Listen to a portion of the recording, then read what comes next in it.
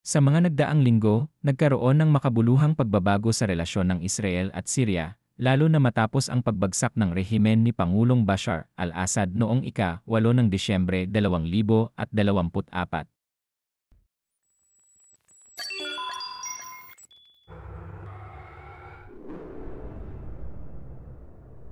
Matapos ang pagbagsak ni Assad, mabilis na kumilos ang Israel sa pamamagitan ng pagpasok sa demilitarized buffer zone sa hangganan ng Syria.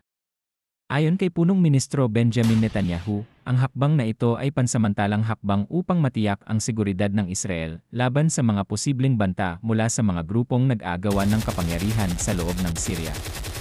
Gayunpaman, inihayag niya kamakailan na mananatili ang mga tropang Israeli sa lugar na ito nang walang tiyak na panahon na nagdulot ng pangamba sa posibleng pagbabago ng mga hangganan ng Israel. Nagsagawa ang Israel ng pinakamalalakas na airstrike sa loob ng Syria, partikular na tinarget ang mga depot ng armas malapit sa Tartus.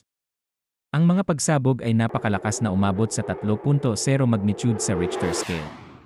Ayon sa mga ulat, layunin ng Israel na pigilan ang pagkuha ng mga armas ng mga extremist na grupo matapos ang pagbagsak ng rehimen ni Assad.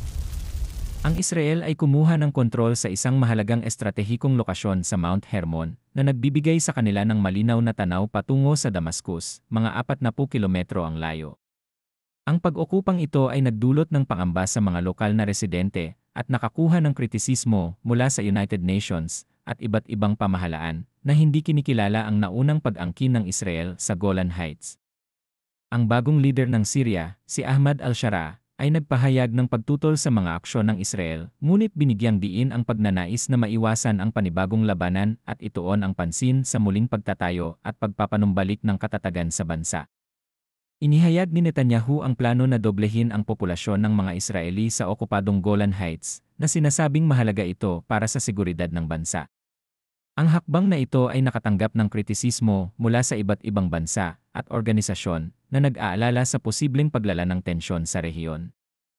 Ang mga aksyon ng Israel sa Syria ay nakatanggap ng iba't ibang reaksyon mula sa pandaigdigang komunidad. Ang United Nations at ilang bansa tulad ng Egypt, Turkey, at Saudi Arabia ay nagpahayag ng pagkabahala sa posibleng paglabag sa mga kasunduan at ang epekto nito sa katatagan ng rehiyon. Sa kabuuan, ang mga kaganapan sa pagitan ng Israel at Syria ay patuloy na nagbabago na may malalim na implikasyon sa seguridad at politika ng rehiyon. Baka naman po pwedeng palike at paki-subscribe na din po para lagi kayong updated kung gusto nyo ng mga ganitong kaalaman. Maraming salamat po sa inyong panonood, Hane.